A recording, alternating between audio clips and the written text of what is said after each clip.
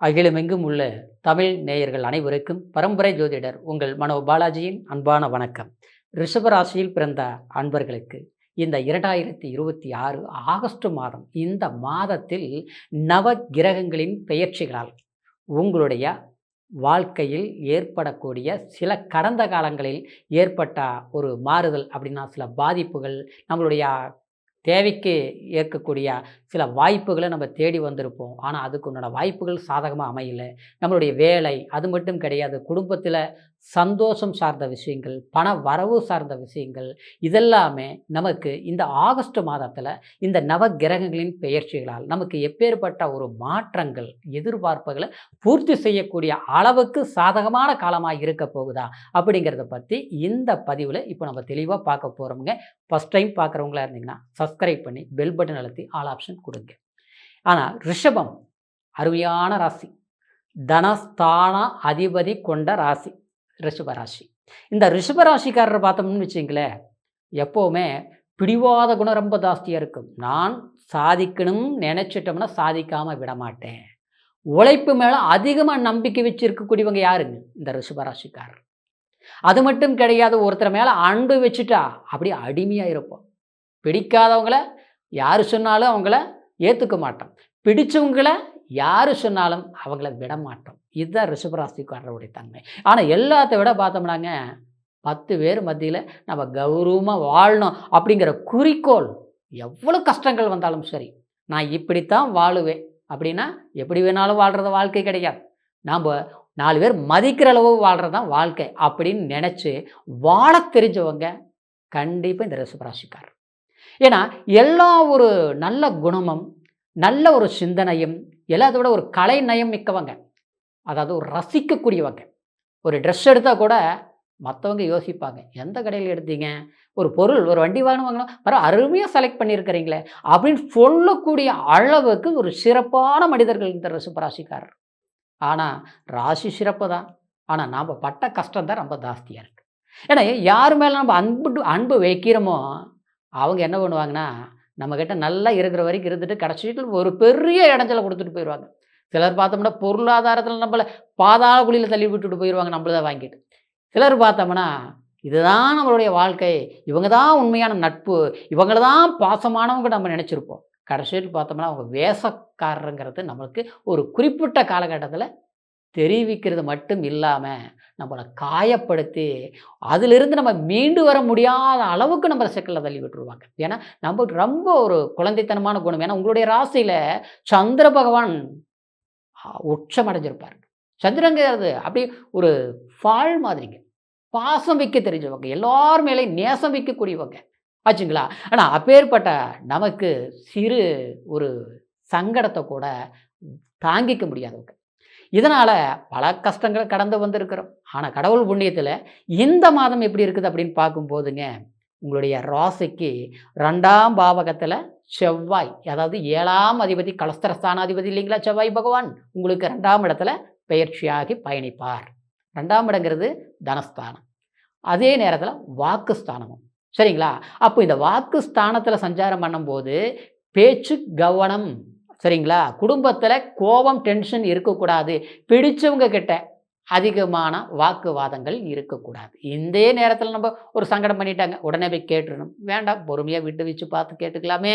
அதே சமயத்தில் பணம் சம்மந்தப்பட்ட ரீதியில் கண்டிப்பாக வரவு வரும் சரிங்களா. உங்கள் ஜென்மாதிபதி சுக்கிர பகவான் 5ஆம் மன்னிக்கணும், அதாவது 5ஆம் பாவகத்தில், அதாவது நீச்சம் அடைஞ்சிருப்பாருக்கு சரிங்களா. அப்போது நீச்சமடைஞ்ச சுக்கிர பகவான் சனியின் பார்வை பார்க்குது. அதாவது நட்பு பெற்ற கிரகம். இந்த சுக்கிரன் சனி பகவானை பார்க்குறாரு ஆல்ரெடி. அதாவது சனி பகவான் நமக்கு வக்ர நிலையில் இருக்கிறார் சரிங்களா. அந்த சனி பகவானை குரு உச்ச நிலையிலிருந்து பார்த்துட்டு இருப்பார். அப்போது இதில் ஒரு விஷயம் என்னன்னாங்க, நமக்கு நல்லதும் கேட்டதும் அப்படின்னா, அதாவது சில வாய்ப்புகள் நம்ம எதிர்பார்த்த விஷயங்கள் திருப்திகரமாக அமையாது. ஆனால் எதிர்பாராமல் அதை விட திருப்தியாக ஒரு விஷயம் அமையும். புரியுதுங்களா. அப்போ அந்த விஷயம் நமக்கு இது பிடிக்கல, நாம் நினச்சது ஒன்று நடக்கிறது ஒன்றா இருக்குது. அந்த வேலை எதிர்பார்த்தோம் கிடைக்கல, இந்த வேலை கிடைக்குது, இது வேண்டாம் அப்படின்னு உதற தள்ளக்கூடாது. சரிங்களா? ஒரு உதாரணத்துக்கு சொல்கிறேன். ஆச்சுங்களா? ஆனால் எது கிடைக்குதோ ஆரம்பத்தில் பிடிக்காமல் இருந்தாலும் எதிர்காலத்துக்கு அது சரியான ஒரு வாய்ப்பாக இருக்கும். அதையே கண்டிப்பாக நீங்கள் யோசித்து முடிவெடுக்கிறது சிறப்பாக இருக்கும். இன்னொரு விதத்தில் பார்த்தோம்னா 3ஆம் பாவகத்தில் குரு உச்ச நிலையில் இருப்பார், சூரியனோடு இணைஞ்சிருப்பார். சரிங்களா? சூரியன் உங்களுடைய பாவகத்துக்கு 4ஆம் அதிபதி, சுகஸ்தானாதிபதி. அப்போ குருவோட இணையும் போது சுபத்துவம். சரிங்களா? அதாவது இந்த ஒரு காலகட்டத்தில் நமக்கு முயற்சிகளால் சிலரெல்லாம் பார்க்கும்போது ஒரு இடத்துல வேலை செஞ்சுட்டு இருக்கிறேங்க, ரொம்ப சரியில்லைங்க, பிடிக்கல இந்த வேலையை, அதாவது கொஞ்சம் வெளிநாடு போகணும். சரிங்களா?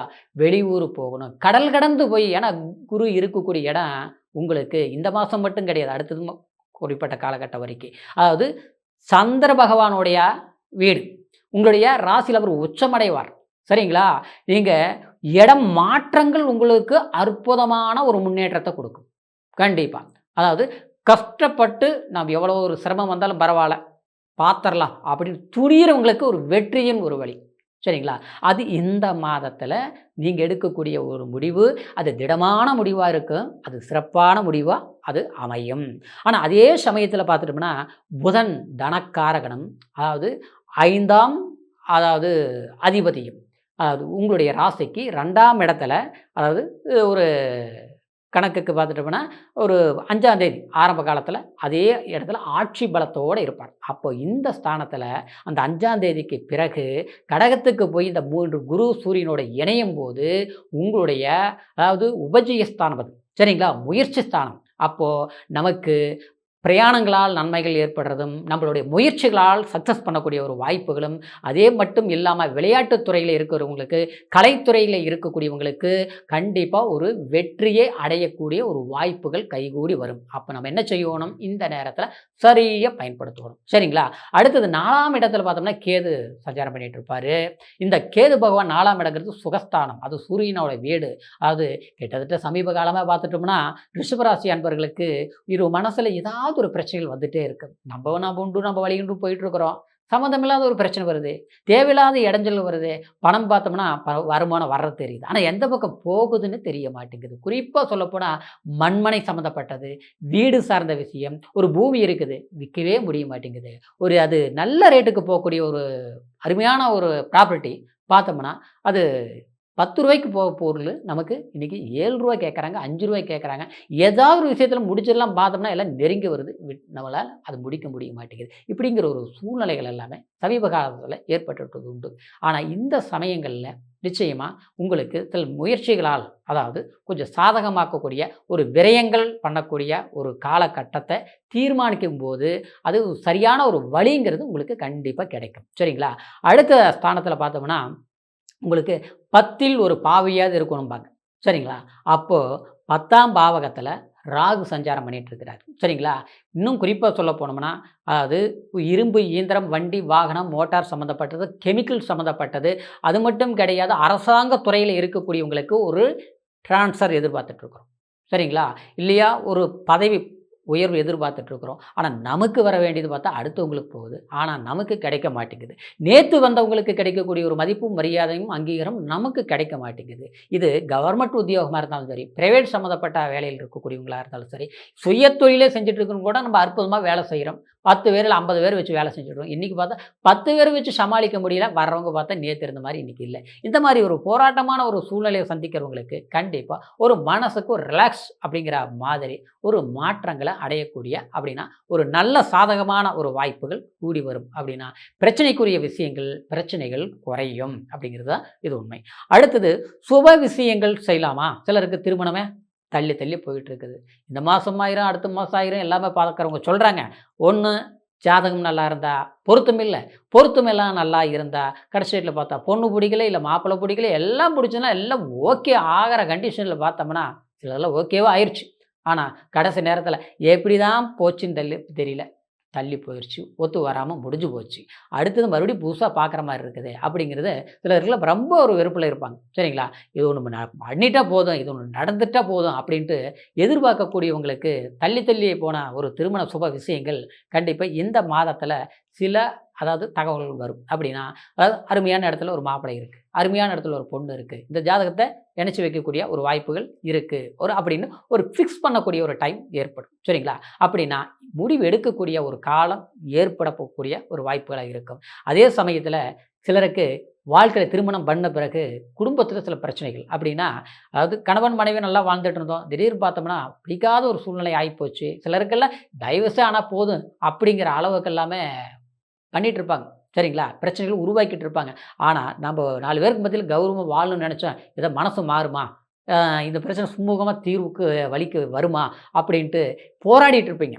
சரிங்களா? ஆனா, கோபப்பட்டவங்க திருந்தி வரக்கூடிய அளவுக்கும், அதே நேரத்தில பிரிஞ்சு போனவங்க ஒண்ணு சேரக்கூடிய ஒரு வாய்ப்பும், இல்ல ஒரு வேலையினால சம்மந்தம் இல்லாம ஆளுக்கு ஒரு பக்கம் இருக்கிறோம். நமக்கு ஒரு இடத்துல ஒரு வேலை கிடைச்சா பரவாயில்லையே, குடும்பம் ஒண்ணா இருந்தா போதுமே அப்படிங்கிறவங்களுக்கு, கண்டிப்பா ஒரு இணைவு ஏற்படக்கூடிய ஒரு சூழ்நிலைகள் இந்த மாதத்தில் உருவாகும். ஒரே மாதத்தில இவ்வளவு பிரச்சனைகள் நமக்கு தீர்ந்துருமா? அப்படின்னா, அதாவது இந்த எடுக்கக்கூடிய ஒரு முடிவுகள் நமக்கு கண்டிப்பா அடுத்த கட்டத்தில நன்மைகள் உருவாகும் அப்படிங்கிறதுல ஒரு இது. அதே மாரி படிச்சுட்டு இருக்கக்கூடிய மாணவி, மாணவர்களுக்கு கல்வியில கண்டிப்பா ஒரு நல்ல திருப்தி கிடைக்கும். சரிங்களா? அதாவது கொஞ்சம் டல்லா இருந்தது, படிப்புல பிடிக்காத மாரி இருந்தது, பரவால்ல இப்போ எனக்கு பிடிக்குது. கொஞ்சம் நல்லா ம் படிச்சது மறக்கிற மாரி மறதிகள் எல்லாம் ஏற்படுது. எனக்கு கொஞ்சம் தன்னம்பிக்கை இல்லாமல் இருந்தது. படிப்பெல்லாம் பாஸ் பண்ணிருவனா? நல்லா படிச்சுருவனா? அப்படின்னு ஒரு பயம் இருக்கிறவங்களுக்கு அந்த தெளிவு கிடைக்கும். கண்டிப்பா. சரிங்களா? அப்போ இந்த ஆகஸ்ட் மாதம் பொறுத்தவரைக்கு நமக்கு சில விஷயங்கள் அப்படின்னா, குடும்பத்தில் சில பிரச்சனைகள் சுமூகமான ஒரு வாய்ப்புகளும், அதே மாரி மற்றவங்கள்னால ஒரு நல்ல எதிர்பார்க்கக்கூடிய சில சுமூகமான, சாதகமான வாய்ப்புகளும், மனச்சங்கடங்களும் தீரக்கூடிய ஒரு மாதமா இந்த ஆகஸ்ட் மாதம் அமையப்போகுது. ஆனாலும் பண விரயங்கள் வரக்கூடிய ஒரு காலகட்டம் இருக்கிறதுனால, அது சுப செலவுகளா செய்யும்போது அது நன்மைகள் உருவாகும். ஆக மொத்தத்தில இந்த மாதத்தில நம்ம சரியா பயன்படுத்துறத பொறுத்து நமக்கு இந்த மாதம் அமையப்போகுதுங்க. ஆக மொத்தத்தில இந்த சொன்ன பலன்கள் அனைத்தும் கோச்சார அடிப்படையில நம்ம பலன்கள சொல்லியிருக்கிறோம். பிறப்பு ஜனன ஜாதகத்தையும் ஒரு முறை செக் பண்ணிக்கோங்க. ஏன்னா, நமக்கு நடக்கக்கூடிய திசைகள் யோகாதிபதி திசைகளா? இல்ல பாதகாதிபதி திசைகளா? ஏன் நமக்கு குறிப்பிட்ட காலகட்டம் இப்படி இருக்குது? இல்ல வந்து நல்லா போயிட்டு இருந்தது ஒரு 6 மாசமா சரியில்லாமல் போகுது. இல்ல சில சங்கடங்கள், சலிப்புகள் உருவாகிட்டு இருக்குது. சில பிரிவுகள சந்திக்கிறோம். அப்படின்னா, தசாபுத்திகள் தான் முழுமையான தீர்வுகள நம்ம கண்டுபிடிக்க முடியும். அப்படிங்கிறதுனால, உங்களுடைய ஜாதகம் இதுவரைக்கும் பார்க்காமல் இருந்தீங்கன்னா, இப்போ பார்க்கணும்னு நீங்க நினைச்சீங்கன்னா, கீழ இருக்கிற நம்பருக்கு ஃபோன் பண்ணி உங்களுடைய டேட் ஆஃப் பர்த் டைம் மட்டும் சொல்லுங்க. உங்களுடைய வாழ்க்கையில இனி வரக்கூடிய காலத்தில இந்த தசாபுத்திகள் உங்களுக்கு எந்த அளவுக்கு சக்சஸ் பண்ணுங்கிற ஒரு முடிவு திருப்திகரமா தெரிஞ்சுக்க முடியுங்க. சரிங்களா? மீண்டும் அடுத்த பதிவுல சந்திக்கும் வரைக்கும் நன்றி. வணக்கம்.